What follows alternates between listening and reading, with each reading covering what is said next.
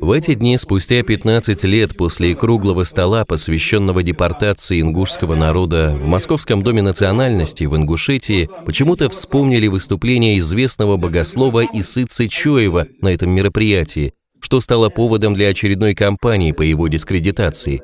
Все началось с нападок на него со стороны Ибрагима Албакова, возглавляющего в Республике Исламское учебное заведение.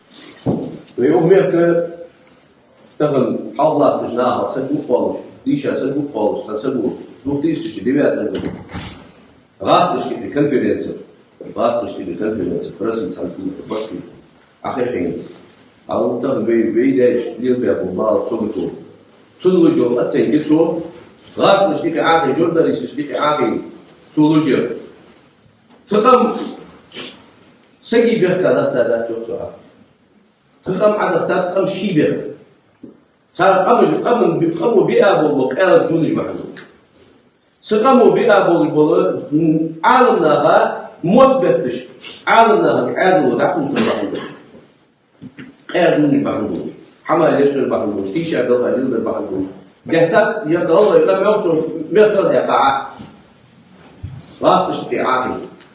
Итак, не называя имени докладчика, Албаков, подразумевая Ису Цечоева, говорит: выступил перед русскими на конференции.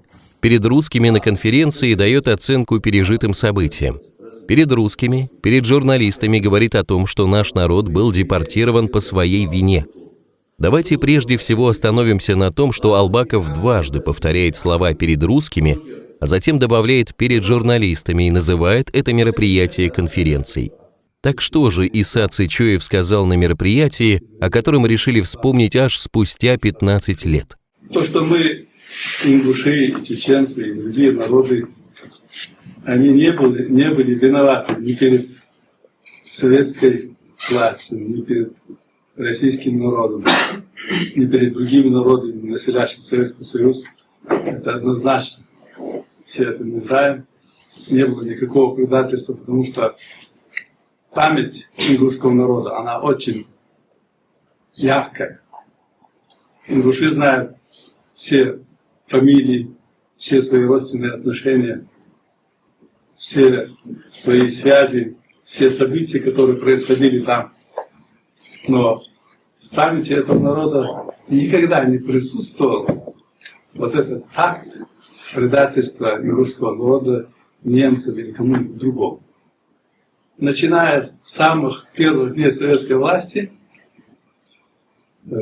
когда она еще не установилась на Кавказе, ингуши всегда поддерживали эту власть. Они даже в своих молитвах, мы знаем, старики рассказывают, в своих молитвах говорили: «Аллах большевик, Аллах, Аллах, пошли нам большевика». И Аллах послал его. Если ему в голову. Это точно было. Это не просто так, поговорка. Это точно было. Но кто был большевик, и с чем он пришел, и что он для нас сделал, и в 1937 году, и после революции сразу, и в 1945 году, и в 1992 году, и по сей день мы хорошо знаем. Это те же большевики, которые были, да, власть, которая сейчас над нами существует, те же бывшие коммунисты, те же бывшие большевики. Именно с такой же идеологией, с таким же мировоззрением, они не изменились. Просто форма поменялась, и все. Поэтому мы сами напросили на свою голову это. Мы сами это попросили Аллах. Хотя не имели права этого делать. Потому что там Коран запрещал это делать.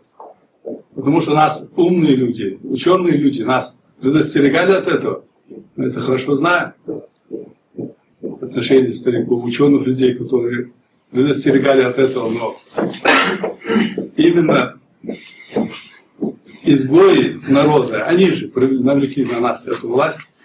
Они же, и это же стало причиной потом наших бед и нашего горя. На заре советской власти замученные ученые, убитые, расстрелянные, высланные, значит, на них писались доносы. Многие люди на них писали доносы. Достаточно было написать маленькую бумажку, что такой-то человек, такой-то Магомед против колхоза, закинуть правление или там партийную ячейку, или комсомольскую ячейку сразу же проходили, а это проходили, и ингуши были среди них, среди этих, среди милиции, НКВД, да, чекистов, там ингуши тоже были. Вместо того, чтобы стать в один ряд, чтобы объединиться, чтобы защищать друг друга, были такие вещи, мы это хорошо знаем. Круглый стол, а не конференция, как выражается Албаков, был организован студентами, аспирантами и докторантами московских вузов, выходцами из Ингушетии. На мероприятии в качестве основных докладчиков были приглашены одни из самых лучших специалистов по проблемам репрессированных народов, кандидат филологических наук Марьям Яндиева, историк и архивист Адам Мальцагов. Присутствовали также другие общественно-политические деятели ингушского народа, проживающие в Москве. Ни у них, ни у остальных присутствовавших не возникло нареканий по поводу содержания выступления Исы Цичоева. Даже если и возникло бы, это можно было бы расценить как нормальную научную дискуссию между учеными. Носители ингушского языка прекрасно понимают, какой акцент Албаков сделал, дважды повторяя слова перед русскими, и какие чувства проявляются у ингушей при произнесении этих слов с таким акцентом. По всей видимости, именно на пробуждение этих чувств и был направлен месседж ректора исламского вуза, чтобы представить докладчика обвиняющим народ, при этом выступающего перед этими русскими, которых ингушский народ считает виновниками в депортации. На самом деле обвинялись только изгои общества, которые прорвались к власти советской, также люди, искажающие религию, и те, кто занимался доносами и стукачеством, и те, кто поедает чужое имущество. А что же все-таки с русскими? Были ли они на этом мероприятии? Для тех, кто чувствительно относится к этому моменту, сообщаем, что единственным не-ингушом, присутствовавшим на круглом столе, посвященном депортации ингушского народа в 2009 году, был представитель Московского дома национальностей, который в силу своих служебных обязанностей вынужден был принимать участие в этом мероприятии. Что же касается слов Албакова по поводу журналистов, никаких журналистов на мероприятии не было.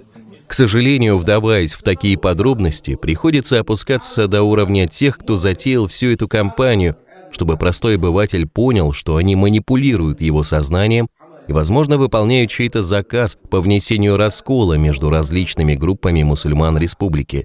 Еще следует упомянуть нападки со стороны имама Плиевской мечети Мухаммада Плиева.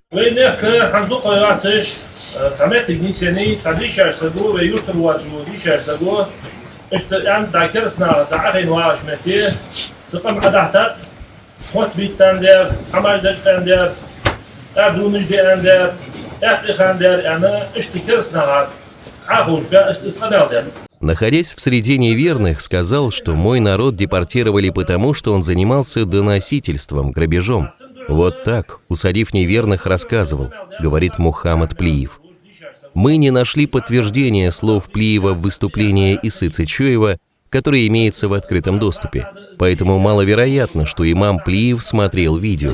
Более того, он акцентирует внимание на том, что докладчик выступал среди немусульман и делает ударение на слова «в среде неверных», усадив неверных. А что, даже если и присутствовали бы те самые неверные, как выражается имам Плиев? Или же те самые русские, перед которыми в представлении Албакова, оказывается, нельзя выступать на научных мероприятиях? Если бы на этом круглом столе присутствовали представители русского или других народов, конфессий, журналисты, это только обогатило бы мероприятие, повысив его уровень. Этика научной дискуссии предполагает, что если у кого-то возникают вопросы относительно выступления на научных мероприятиях, он должен в корректной форме донести свою мысль или возражение, а перенос вопросов научного характера на уровень сплетен приводит к нарушению природы общественных отношений.